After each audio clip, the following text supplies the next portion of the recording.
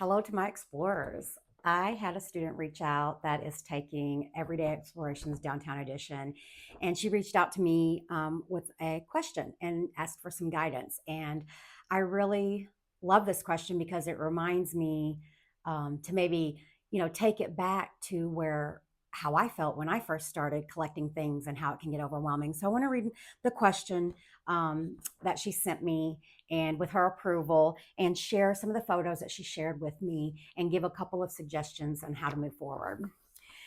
So she said, I've been really enjoying the collecting phase, finding so many interesting photos and textures, but now I'm facing a bit of a creative block. I'm honestly not sure when to call it quits on the gathering and move on to the next step. It feels like there's always one more thing to add, and I'm a little overwhelmed by the sheer volume. Do you have any suggestions on how to effectively narrow down my collection or figure out that just right stopping point? I really appreciate any guidance you can provide. So, first off, I think we all can agree that we've all hit that creative block, or, just maybe that little bit of resistance. It's like, okay, I'm going to hang out in this phase and not move forward because it's not just, maybe what I collected doesn't feel just right, or there's that one more thing, or, um, the more I get, the more I'll have to choose from. So, what I suggest for you is to stop and let's get your hands moving and creating. So she sent me like 13 photos, all of which were amazing, that she took pictures of in her little downtown area. She had a lot of graffiti. Nessa, I'll just talk to you now. You have I love that one. I see that you're drawn to um, some bold primary colors, the blues, yellows, and reds. That is really strong elements. Those are great. You had some great lines, and you had some great texture. There was yes, I love yellow, and I love yellow texture. So, because you're feeling overwhelmed, I'm going to give you a couple of suggestions. So, the next step after you see like an artist, you've collected and captured, and now let's remix. Let's just get on to the next phase. Because first off, I want to remind you and everybody that this is your first time doing this, and you're trying to do something from like my perspective. And I'm trying to show you my process that I have been building for like over a decade. So I have to remind myself that it was overwhelming for me too at the beginning. So, I want you to go forward not worrying about making pretty art, not worrying about what it looks like. Because I promise you, once you start going and start making, you're gonna be like, oh, I love this together and this together. I don't even like this. Why'd I take this picture? Like, I'm not, there's no element part of this, color, font, anything.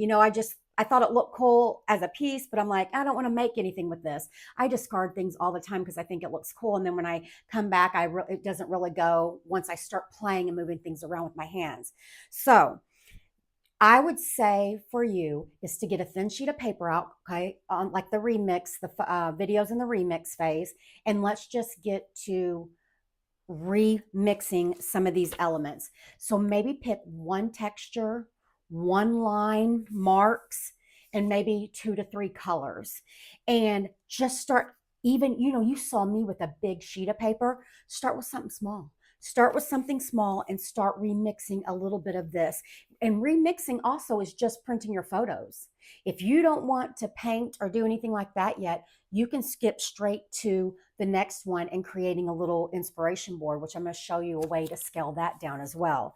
But if you do want to just see, maybe you were drawn to this because it's this graffiti and it's this freeness looking in the marks, just get a sheet of paper out and start in your black magic marker and just start playing with that. Lay down some blue and some yellows beside it with maybe a palette knife, giving you a little bit of that spackle texture. So just scale down your paper, pick one texture, one mark making or lines, and pick 2 to 3 colors.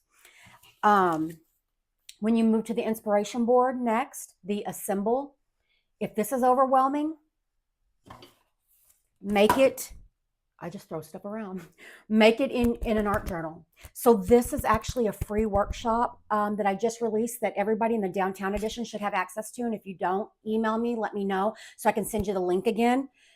just do the video part of this and make a mini inspiration board. When you start playing with your elements and moving them around, you really start seeing why you were drawn to something or what won't work. Do everything small version right now. Don't even worry about the wall art piece at the end too. Just do an art journal page. um, and this is really freeing when you start making your tiny urban collages, because it is working small. So if you're like, I actually just want to start collaging right now, I'm telling you, you can mix up the process if you want. Go straight to this, whatever gets your hands moving, and get this off your camera roll and into making some art. You can skip the paint, you can skip the inspiration board, you can do this for now and then be like, oh, I love this together. I want to see it bigger on a journal page, or I want to see it bigger on my bulletin board. So start small. There you go. Well, I want to see what you make. Reply back to me. Let me know, Nessa. Send me pictures. They can be in progress pictures. They can be like, here I am, with this one. Ask for feedback, or just share, just because I'm finally moving forward. So share it in the studio table, or you can reply back to me with your photos, so I can cheer you on. So that's your way to just scale it down. Start small. Don't worry about the big wall art. Don't worry about the big inspiration board, and don't worry about using all of your elements.